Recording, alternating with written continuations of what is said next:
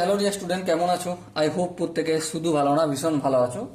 স্ক্রিনের ওপর একটা প্রশ্ন দেখা যাচ্ছে, কোন চ্যাপ্টারের? ক্ষেত্রফল সংক্রান্ত উপপাদ্যের, তাই না? সেই প্রশ্নটা আমরা মন দিয়ে প্রথমে পড়বো, বুঝবো, তারপর অঙ্কটা প্র্যাকটিস করব। কিন্তু তার আগে চ্যানেলটা কি করবো, সাবস্ক্রাইব করে নেবো। ওকে, চলো কি বলেছে দেখো। বলেছে যে P Q R S সামন্তরিকের S আর বাহুকে, আচ্ছা, এস আর বাহুকে টি পর্যন্ত বর্ধিত করা, এমন ভাবে বর্ধিত করা হলো যাতে এস আর ইকুয়াল টু আর টি। বেশ, P Q R S, P Q R S এর ক্ষেত্রফল 25 বর্গ সেন্টিমিটার হলে ত্রিভুজ পিএসটি, পিএসটি এর ক্ষেত্রফল কত? চলো প্রথমে আমি পি কিউ আর এস একটা সামান্তরিক অঙ্কন করে নিই ফটাফট করে, ঠিক আছে? চলো, এই হচ্ছে আমার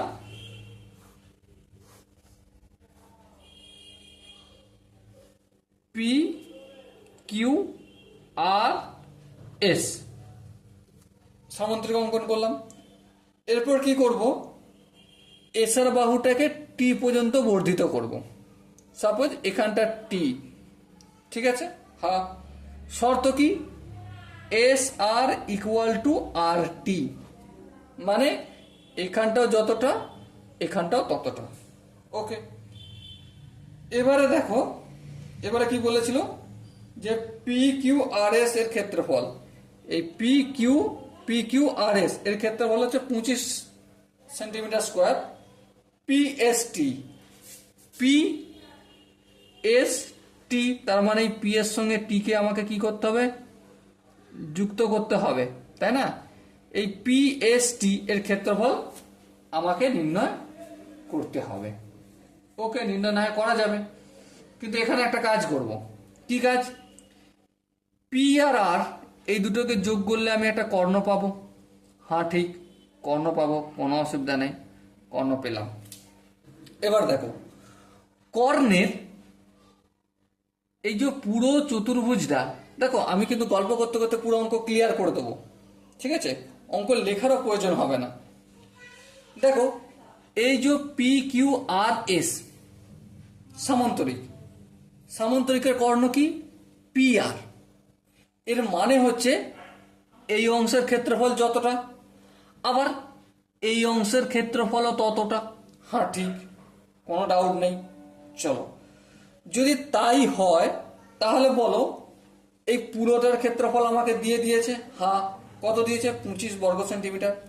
তাহলে এই অংশটার ক্ষেত্রফল ত্রিভুজ পি এস আর, পি এস আর এর ক্ষেত্রফল ইকুয়াল টু ত্রিভুজ পি আর কিউ বা পি কিউ আর এর ক্ষেত্রফল কতটা হবে? 25/2 সেন্টিমিটার স্কোয়ার, তাই না? মানে এর এইদিকে অর্ধেকটা, ওইদিকে অর্ধেকটা। বলো, এখানটা কি তোমাদের আমি বুঝাতে পারলাম? আই হোপ প্রত্যেকে বুঝতে পেরেছ। যদি এটা বুঝতে পারো তাহলে দেখো, ত্রিভুজ পিএসটি, পিএসটি এই যে ত্রিভুজ, ঠিক আছে? আমি একটু লিখে করি এখানটা, নাহলে বুঝতে অসুবিধা হবে। ত্রিভুজ পি এস টি এর পিআরটা কি? পিআর হচ্ছে মধ্যমা। এবার প্রশ্ন হচ্ছে, আমি পিআরটাকে মধ্যমা বললাম কেন? দেখো, জিনিসটা লজিকটা ভালো করে বুঝবে।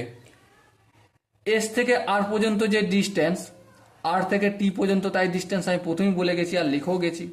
হ্যাঁ, তাহলে যদি তাই হয় তাহলে পিআরটা মধ্যমা হবে। হ্যাঁ ঠিক, পিআরটা মধ্যমা হবে। আচ্ছা, পিআরটা যদি মধ্যমা হয় তাহলে এই অংশের ক্ষেত্রফল যতটা আর এই অংশের ক্ষেত্রফল ততটা হবে। হ্যাঁ হ্যাঁ ঠিক। তার মানে এখান থেকে আমি একটা গল্প বুঝতে পারছি। কি গল্প? যে ত্রিভুজ পি এস আর ক্ষেত্রফল ইকুয়াল টু ত্রিভুজ পি আর টি, ত্রিভুজ পি আর টি এর ক্ষেত্রফলটা সমান।